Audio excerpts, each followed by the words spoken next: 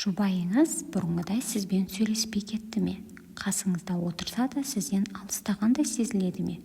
Сіз сөйлескенде тыңдағанымен бұрынғыдай қызығушылық танытпай ма? Мұны жай ғана жасы ұлғайғаннан кейін осылай болады деп қабылдап жүрмеңіз. Кейде ерлі-зайыптылардың арасындағы суықтық бір күнде пайда болмайды. Ол жылдар бойы жиналған ұсақ реніштерден, айтылмаған сөздерден және бір-біріне деген көңілдің біртіндеп азаюынан қалыптасады. Ең өкініштісі, кей адамдар жұбайының алыстап кеткенін тым кеш байқайды. Ал бүгін біз жұбайыңыздың сізден суып бара жатқанын көрсетуі мүмкін 7 белгі туралы сөйлесеміз. Бұл белгілердің біреуі сіздің отбасыңызда кездессе, бірден қорытынды жасамаңыз, бірақ оған назар аударып, қарым-қатынасыңызды қайта қарауға себеп болсын. Өйткені кейде үлкен өзгерісті жасау үшін бір ғана дұрыс әңгіме жеткілікті. Соңына дейін тыңдаңыз. 7-ші белгі көп адамның байқамай жүретін ең маңызды белгілерінің бірі. Алдымен осы айдағы кішкентай мақсатымызды да еске сала кетейін. Соңғы видеоларымыздан келген арнамызға қосылған барша оқырмандарымызға үлкен рахмет. Сіздердің қолдауларыңыз біз үшін өте маңызды. Біздің осы айдағы мақсатымыз 1000 оқырманға жету. Егер отбасы, ерлі-зайыптылар арасындағы сыйластық, бала тәрбиесі мен өмірлік маңызды кеңестер туралы пайдалы видеоларды көргіңіз келсе, арнаға жазылып қойыңыз. Ал енді бастайық. Бірінші белгі, жұбайыңыз сізбен сөйлесуге қызықпайды. Ерлі-зайыптылардың қарым-қатынасы тек бірге өмір сүруден тұрмайды. Бір үйде тұруға болады, бір дастарханнан тамақ ішуге болады, бір бөлмеде ұйықтауға да болады. Бірақ соған қарамастан екі адамның жүрегі бір-бірінен алыстап кетуі мүмкін. Сондықтан бірінші назар аударатын нәрсе әңгіме. Бұрын жұбайыңыз сізге күнделікті болған нәрселерін айтып отыратын болса, кіммен сөйлескенін, не болғанын, қай жер ауырғанын, не нәрсеге қуанғанын, балалары туралы пікірін. Ал қазір сіз сұрасаңыз, қалайсың, не болды, күнің қалай өтті деген сұрақтарға жақсы, ештеңе жоқ, білмеймін деп қысқа жауап бере ме? Әрине, 1-2 күн осылай болуы міндетті түрде суудың белгісі емес. Адам шаршайды, кейде көңіл-күйі болмайды, кейде денсаулығына байланысты массызданады. Бірақ егер бұл жағдай ұзақ уақыт бойы қайталана берсе, оған мән берген дұрыс. Өйткені адам жүрегінде жүрген нәрсені бөліскісі келмей бастағанда, бұл арадағы эмоционалдық байланыстың әлсірегенін көрсетуі мүмкін. Мұндай кезде неге менімен сөйлеспейсің, мен саған не істедім деп қысым жасамаңыз. Одан да тыныш уақытта соңғы кезде өзіңді бір түрлі сезініп жүргендейсің. Егер ішінде бір нәрсе болса, мен сені тыңдауға дайынмын деп айтып көріңіз. Мұндай сөздің әсері өте бөлек. Сіз кінә артпайсыз, тергеу жүргізбейсіз, тек есікті ашық қоясыз. Ал кейде адамға дәл осындай мүмкіндік керек. Екінші белгі, жұбайыңыз сіздің қасыңызда болғаннан гөрі жалғыз болғанды қалайды. Екінші белгі, бірге уақыт өткізуге деген қызығушылықтың жоғалуы. Бұрын кешке бірге шай ішетін едіңіздер, теледидар көретін едіңіздер, серуендейтін едіңіздер, туыстарға бірге баратын едіңіздер, бір нәрсені бірге талқылайтын едіңіздер. Ал қазір жұбайыңыз үнемі өзімен өзі болғаны қалайды. Сіз бірге барып қайтайық десеңіз, өзің бара бер. Сіз бірге отырып шай ішейік десеңіз, кейін дейді. Серуендеп келейік десеңіз, барғым келмейді дей береді. Мұндай жағдай жиі қайталанса, назар аударған жөн. Бірақ тағы да бір нәрсені ұмытпаңыз. Жалғыз қалғысы келу әрқашан жұбайынан суынуды білдірмейді. Адамның шаршауы мүмкін, кейде тыныштық қажет болады. Сондықтан бірден сен мені жақсы көрмейсің деп айтудың қажеті жоқ. Керісінше, соңғы кезде жалғыз болғанды көбірек қалайтын сияқтысың. Саған қандай да бір нәрсе ауыр болып жүрме деп сұраңыз. Мүмкін сіз білмейтін бір мәселе бар шығар, мүмкін денсаулығына байланысты уайымы бар шығар, мүмкін балаларына қатысты алаңдайтын шығар, мүмкін сіздің бұрынғы айтқан бір сөзіңіз оның жүрегінде қалып қойған шығар. Сұрамай тұрып болжам жасаудың қажеті жоқ. Үшінші белгі, ұсақ нәрселердің өзі жұбайыңызды ашуландыра бастайды. Бұл өте қызық белгі.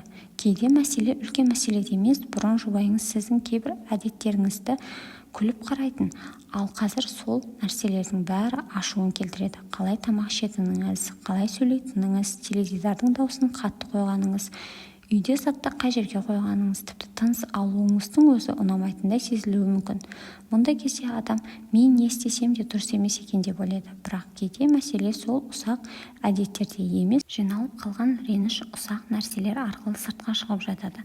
Мысалы, бір адам 10 жыл бойы жұбайының сені кейін тыңдаймын, қазір уақытым жоқ, өзің істей сал деген сөздерін ішіне жинай беруі мүмкін. Сол реніш айтылмай жүре береді. Ал уақыт өте келе кішкентай нәрсенің өзі үлкен ашуға айналады. Сондықтан осындай жағдай байқалса, ұрыс бастамаңыз. Сенің мінезің өзгеріп кетті деп айыптамаңыз. Бір сәт ойланып, мен сені соңғы кездері ренжітіп жүрген жоқпын ба деп сұрап көріңіз. Бұл сұрақты айту оңай емес, бірақ кейде бір ғана осы сұрақ көп жыл бойы жабық тұрған әңгімені ашуы мүмкін. Төртінші белгі. Сіздің пікіріңіз оған бұрынғыдай маңызды емес. Ерлі-зайыптылардың арасында бір-бірінің пікірін сұрау жақындықтың бір белгісі. Қалай ойлайсың, мынаны қалай жасасақ дұрыс болады, сенің пікірің қандай деген сұрақтар адамның сізге деген құрметін көрсетеді.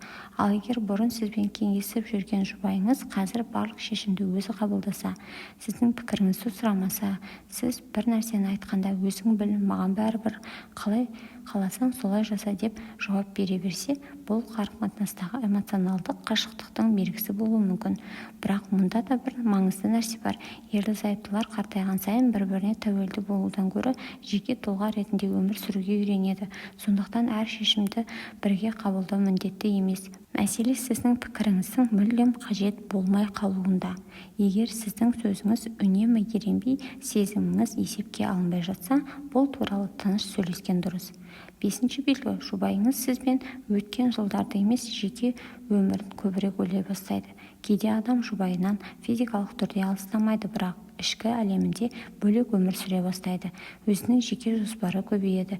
Өзі жалғыз жүргенді ұнатады. Достарымен көп уақыт өткізеді. Сізбен сөйлескеннен гөрі басқа адамдармен сөйлескенді қалайды. Бұл міндетті түрде жаман нәрсе емес. Әр адамның өз ортасы болғаны дұрыс. Ерлі-зайыптылардың да бір-біріне тәуелді болып қалуы дұрыс емес. Бірақ жеке өмір мен ортақ өмірдің арасындағы тепе-теңдік жоғалса, арада суықтық пайда болады. Сондықтан жұбайыңыздың әр әрекетін бақылауға тырыспаңыз. Қайда барасың, кіммен сөйлестің, неге маған айтпадың деп күнде сұрай берудің өзі кері әсер етеді. Адамды ұстап қалудың жолы оны бақылау емес, керісінше оған сіздің қасыңызда өзін еркін сезінуге мүмкіндік беру. Алтыншы белгі. Арадағы жылы сөздер азайып кетеді. Бір қарағанда бұл ұсақ нәрсе сияқты, бірақ шын мәнінде өте маңызды. Бұрын аман есен кел, шаршап қалма, денсаулығыңды күт, рахмет, жақсы ұйықта деген қарапайым сөздер көп айтылатын еді. Ал уақыт өте келе олардың орнына тек тұрмыстық әңгімелер қалады. Нан алдың ба, балалар қашан келеді, ақша төледің бе, мынаны қайда қойдың? Яғни екі адам бір үйдің шаруасын бірге жүргізеді, бірақ бір-бірінің көңілін сұрауды тоқтатады. Бұл өте қауіпті нәрсе. Өйткені отбасы тек міндеттерден тұрмайды. Адамға кейде бір ауыз жылы сөздің өзі жеткілікті. Сондықтан жұбайыңыздың жылы сөзі азайса, өзіңіз де жылы сөз айтуды тоқтатпаңыз. Бірақ жасанды түрде емес, шынайы айтыңыз. Бүгін бірге отырғанымызға қуанып отырмын. Сенің жанымда болғаның мен үшін маңызды.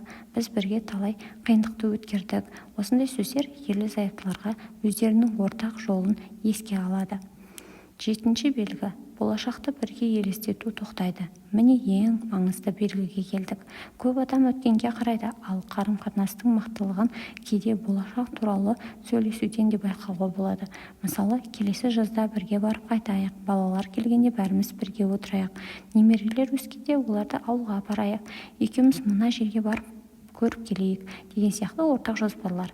Ал егер жұбайыңыз болашақты сізсіз елестете бастаса, мен өзім барамын, мен өзім шешемін, маған ешкімнің керегі жоқ деген сөздер көбейсе, бұл қарым-қатынасқа назар аударуды қажет ететін белгі. Бірақ мұнда да бірден қорқынышты қорытынды жасауға болмайды. Кейде адам осындай сөздерді ренішпен айтады, кейде шаршаудан айтады, кейде өзінің жалғыз сезінгендіктен айтады. Сондықтан ең дұрыс әрекет қорқу емес, сөйлесу. Ең бастысы, жұбайыңызды қайта жақындату үшін не істеу керек?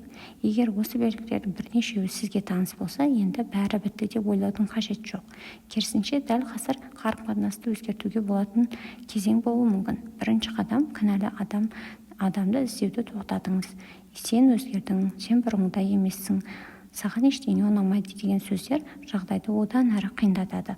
Оның орнына біз соңғы кезде бір-бірімізден алыстап кеткендей сезінемін. Мен бұған немқұрайлы қарағым келмейді. Екеуміздің қарым-қатынасымыз бұрынғыдай жылы болғанын қалаймын. Сен қалай ойлайсың деп айтып көріңіз. Бұл сөздің ішінде айыптау жоқ, қорқыту жоқ, тек шынайы ниет бар. Бірге өткен жылдарды еске алыңыздар. Ерлі-зайыптылардың өмірінде қиындық көп болады. Балаларды өсіру, ақша мәселесі, тұрмыс, жұмыс, ауру, туыстар, қуаныш, қайғы бәрінен бірге өтесіздер. Бірақ кейде адам сол қиындықтардың ішінде жұбайының қанша еңбек сіңіргенін ұмытып кетеді. Сондықтан бір күні жай ғана біз осы уақытқа дейін талай нәрсені бірге өткердік қой деп әңгіме бастап көріңіз. Есіңде ме балалар кішкентай кезінде қандай қиын болғанын? Есіңде ме алғаш үй алғанымыз? Есіңде ме алғашқы немереміз дүниеге келгенде қалай қуандық? Ортақ естеліктер адамның жүрегіндегі жақындықты қайта оята алады. Жұбайыңызды өзгертуге емес, өзіңізді өзгертуге тырысыңыз. Бұл өте маңызды. Кейде біз ол өзгерсе екен, ол маған көбірек көңіл бөлсе екен, ол бұрынғыдай болса екен деп күтеміз. Бірақ бір нәрсені өзіңізден бастаңыз. Бүгін оған өзіңіз жылы сөз айтыңыз, ертең бірге шай ішіңіз, келесі күні оның әңгімесін бөлмей тыңдаңыз. Бір аптадан кейін бірге серуендеп көріңіз. Қарым-қатынаста үлкен өзгерістер кейде осындай кішкентай әрекеттерден басталады. Бір-біріңізді қартайғанда қадірлей біліңіздер.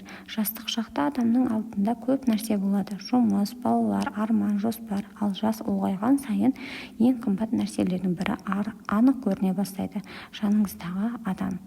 Бірге қартайтын адамыңыз, бірге қиындық көрген адамыңыз, балаларыңызды бірге өсірген адамыңыз, сізді қуанышта да, қиындықта да көрген адамыңыз. Сондықтан қазір бір-біріңізді ренжітіп жүрген болсаңыздар, уақытты босқа өткізбеуге тырысыңыздар. Кейбір сөздерді кешіріңіздер, кейбір нәрсені ұмытыңыздар, кейбір ренішті жүректе ұстамаңыздар.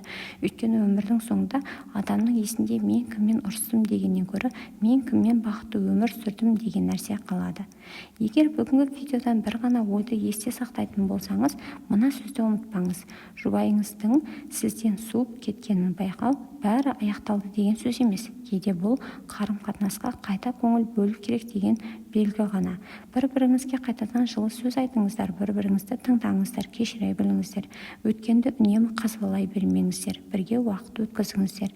Және ең бастысы бір-біріңізді бар кезде бағалаңыздар. Өйткені адамның жанында жүрген адамға сен маған қымбатсың деп айту үшін арнайы күнді күтудің қажеті жоқ.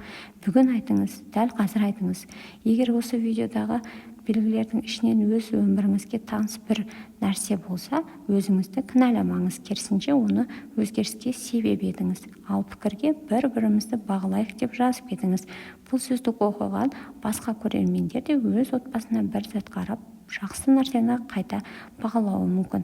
Соңғы видеоларымыздан келген арнаға қосылған барша оқырмандарға тағы да үлкен алғысымды білдіремін. Осы айдағы мақсатымыз 1000 оқырманға жету. Егер сізге отбасы, ерлі-зайыптылар арасындағы сыйластық, бала мен ата-ана қарым-қатынасы және қартайған шақтағы бақытты өмір туралы пайдалы кеңестер ұнаса, арнаға жазылып қойыңыз. Жақын адамыңызға да осы видеоны жіберіңіз. Мүмкін сіздің бір бөліскен видеоңыз бір адамның жұбайына деген көзқарасын өзгертер. Сіздерге мықты денсаулық, отбасыларыңызға береке, жүректеріңізге тыныштық тілеймін. Бір-біріңізді бар кезде бағалаңыздар, өйткені жылдар өткен соң ең қымбат нәрсе бірге өткізген уақыт болып қалады. Келесі видеода кездескенше.